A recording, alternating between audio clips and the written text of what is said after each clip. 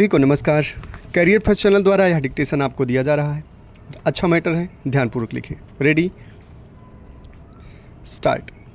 मान्यवर, निदान का सबसे बड़ा उपाय यही सिद्धांत माना जाता है कि जहर जहर को मारता है और सरकारें ईंट का जवाब पत्थर से देकर आतंकवाद को समाप्त करने में जुटने लगती हैं। यह उपाय सही नहीं है।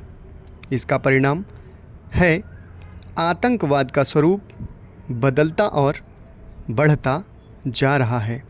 इसका विशेष विश्लेषण तो एक छोटे से निबंध में संभव नहीं, पर समस्या के मूल में झांका जा सकता है। इसके लिए दो बातों को केंद्र में रखा जा सकता है। आतंक मानव की मूल प्रवृत्तियों में शामिल है और आतंक व्यक्ति और राज्य के हित साधन का उपाय बनता गया है।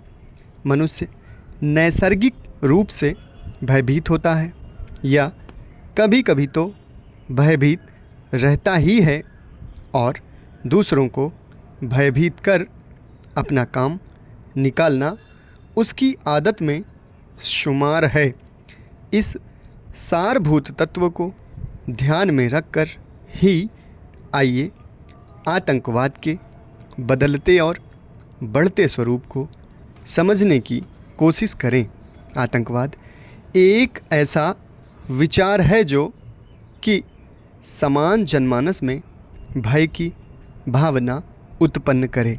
भय मृत्यु का या आर्थिक सामाजिक किसी भी श्रेणी का हो सकता है, परंतु आतंकवाद शब्द हमारे मस्तिष्क पटल पर आते ही सर्वप्रथम यही अर्थ दृष्टिगोचर होता है कि हथियारों से लैस कुछ उग्रवादियों द्वारा निर्दोष लोगों की हत्या।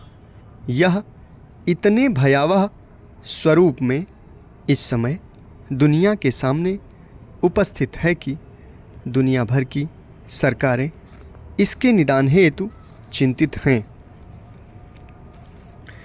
इस व्यापक परिप्रेक्ष्य में आइए आतंकवाद की वर्तमान स्थिति का जायजा ले लिया जाए। भले ही आज मध्य एशिया में आतंकवाद का नंगा नाच सब पर भारी है, पर हकीकत है कि दुनिया के विविध नव क्षेत्रों में तरह तरह की अभिव्यक्तियों द्वारा आतंकवाद अपने को उजागर करता रहता है। आतंकवाद के विरुद्ध सबसे बड़ा आलमदार होने का दावा करने वाले संयुक्त राज्य अमेरिका में ही आज भी नक्सल विरोधी संस्थाएं मौजूद हैं, जिनकी आतंकवादी गतिविधियां कभी कभी लोगों की नींद हराम कर देती हैं। जीव की अवधारणा में ही निहित है कि जीव जीवंत रहना चाहेगा और जीवन पर खतरे को भांप लेना उसकी प्रवृत्ति में शामिल है।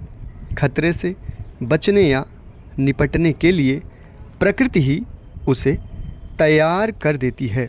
हमें नहीं भूलना चाहिए कि हमारे ही देश के एक महान वैज्ञानिक जगदीश चंद्र बोस ने यह प्रमाणित किया था कि वनस्पतियों में भी एक प्रकार की चेतना होती है।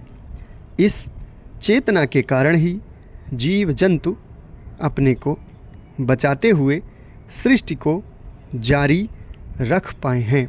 चर अचर के इन सभी समन्वयों की ही परिणति है कि सुचारू रूप से जैविक चक्र चल रहा है। चराचर में यही जैव संतुलन जैव भार को नियंत्रित कर खाद्य आपूर्ति करता है। समाप्त। धन्यवाद।